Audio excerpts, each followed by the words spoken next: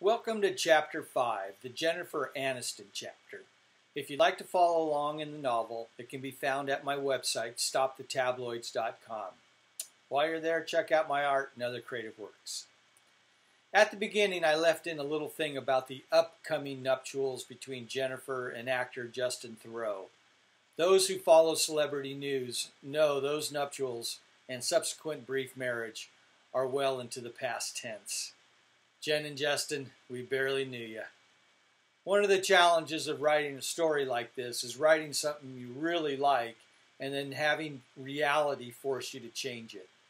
Though this story provides places to skirt reality, some things, upcoming nuptials when there's already been a divorce, just don't make sense. Even in absurdity, you have to make sense. I'm sure if there ever is a final version of Tabloid, I'll edit it out. But for now, since I really like it, I'll leave it in. There's also an interaction between two voices that might be better understood by reading along. The punctuation helps with that understanding. I'll do my best with the voices. Remember, when you see Jennifer pop up, I'm speaking her thoughts. Tabloid, Chapter 5. Looking out from the penthouse suite of the plaza, Jennifer feels more like Rapunzel, alone at the top of the world, than the world-famous actress she is. Even though she's totally psyched with the remodel of her Bel Air Ocean View love nest, resplendent in minimalism and muted grays, New York City has always been her first home. She hated giving up her West Village condo, but those SOB paparazzi never gave her a moment's rest. Paparazzi won. Jennifer Aniston 0, but the game is far from over. Rest assured, everything is hunky-dory concerning the upcoming nuptials.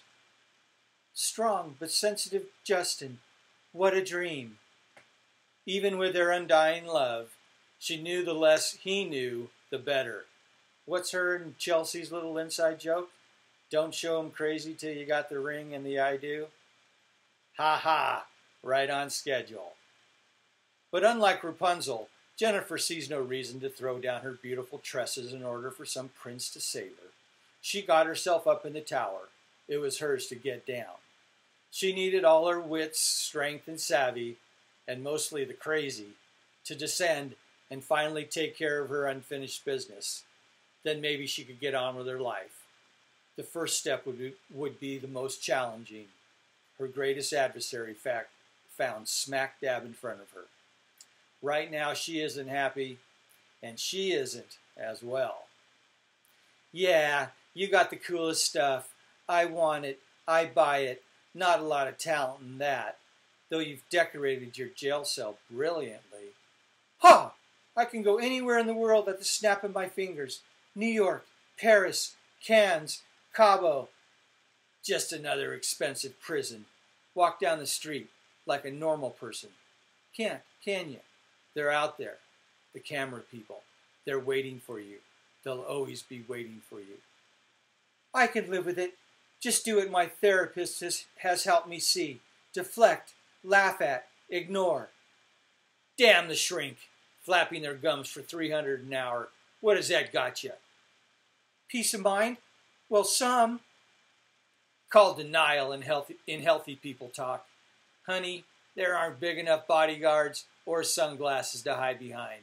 You got the celebrity bullseye on that pretty little forehead of yours. I very well understand, and in many ways accept the intrusion into my privacy and smearing of my reputation as being part of the celebrity package. Yeah, that sounds like bullshit. She chugs down her smart water, Jennifer Aniston edition, hoping it will live up to its name. She rises up to defend herself. It's just, no person should be judged by lies, innuendos, and a few romantic mishaps. I'm a person, flesh and blood. I have a life. The tabloid assault on me has been going on for too long. Yeah, boo freaking who. Let's all shed a tear for Princess America. So what are you going to do about it? I don't know. Back off. It's like I'm in a straitjacket. Break out. There's nothing I can do to stop them. The air becomes quiet. You know what to do. You've always known. Take matters into your own hands. You've thought about it many times. How, when, where. You know you will even enjoy it. The thrill of the hunt. Just breathe and squeeze. Easy for you to say. Attitude-wise, she may as well have been wearing a tiara. And what if I just don't want to? With the striking force of a viper, she digs her fingernails into the meaty flesh on the inside of her thigh.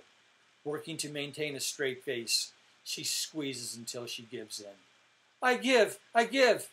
She lets up, but the threat of more is always there. Sis, the time is now. Grab life by the nads. Take care of business.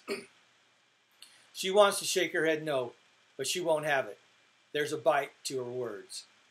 Or curl up like a baby and do what you've always done. A puppet on a string. You'll always be there. Jennifer Aniston. Bright, shiny, wholesome. There's a pause. A moment given to fill in the blank. Clamping her hands over her ears, she can't stand to hear it. Don't say it! Sweet. She only allowed the word to be whispered in the deep silence of her mind. Bestowed the perfect hair, perfect eyes, perfect smile trinity. Sweet was a cross she bore from toddlerhood. Yeah, it got her smiles and affectionate pats on the head. Such a sweet young thing. But it also allowed others not so nice to walk over her and treat her like a doormat. So, what are you going to do about it? A lamb to slaughter, she often thought. Rachel from Friends and that damn hairdo reinforced Sweet to the nth degree with its eternal reruns. She has worked long and hard to purge what Sweet symbolized, sitting in the back seat, accepting the crumbs when caviar went elsewhere, inhabiting the penthouse but feeling like living in the sewer. Taken seriously, people would rather pat her on her sweet little head. Even in her more ballsy roles, she couldn't escape herself. After the premiere of Horrible Bosses, in which she played a crazy psycho bitch, a colleague blurted out, "You were such a crazy psycho bitch, but the sweetest crazy psycho bitch." Jennifer had to hold herself back from going crazy psycho bitch right then and there. Now that would have been a tabloid headline. She has to be careful, because spoken too loudly, the word begins to echo. Sweet, sweet, sweet, sweet, until it's like being engulfed in a haboob, dark, ominous, overwhelming. With no place to run, she feels powerless against it, while at the same time, in some mystical, paradoxical way, she possesses all the strength and know-how to use the anger, the vengeance, the retribution as she wishes. Where once she hid from them, now she wants to find them. Settle the score. It won't be long before she's face to face. Only one leaves alive. Jennifer wants to carry it in her $6,200 Louis Vuitton handbag. She has one in every color, but has decided it feels better in her silver faux leather tote, like the one ordinary people get free with their Clinique order. The silver tote, easily thrown over her shoulder, feels real, and she likes how she can easily slip her hand inside for easy access.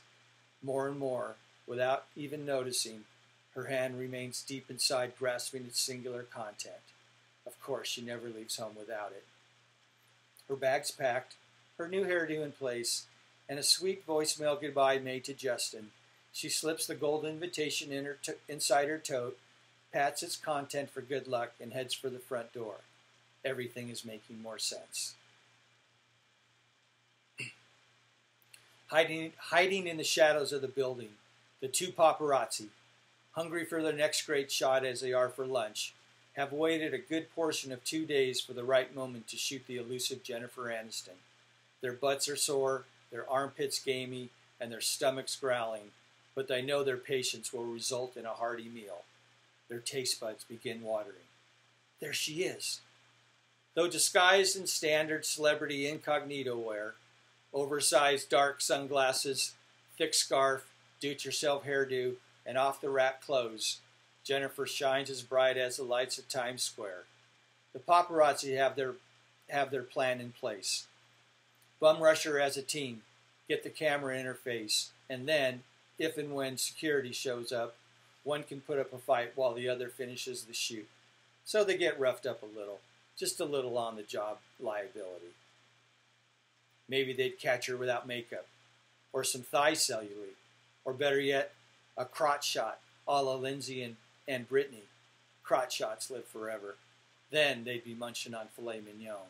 Plus, they didn't see any visible security, so it will be an easy 2-on-1. What's Sweet Jen gonna do? They laugh till it hurts over that one.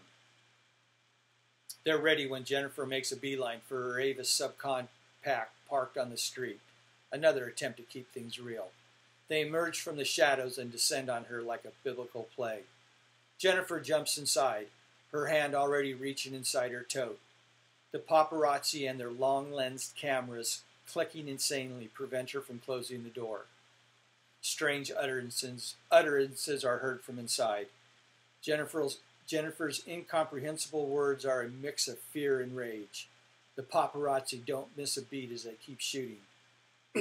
One asks, almost mockingly, "What you got there in your purse, Sweet Jen?" In every teenage slasher flick, there's a moment when the soon-to-be killer suddenly confronts the brash, unexpecting male in his mind impervious to death. The juxtaposition of the two characters is the measure of terror.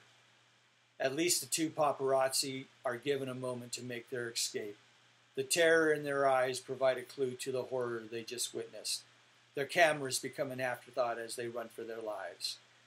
Jennifer slams her door, fires up the ignition, and races away. She doesn't expect to see those paparazzi scum again. Paparazzi 1, Jennifer Aniston 2. The game is far from over. The paparazzi run 8 blocks before they dare say a word. They run 8 more before they feel safe. Maybe it's time to stalk D-list actresses. Maybe eating leftover hamburger helper isn't so bad after all.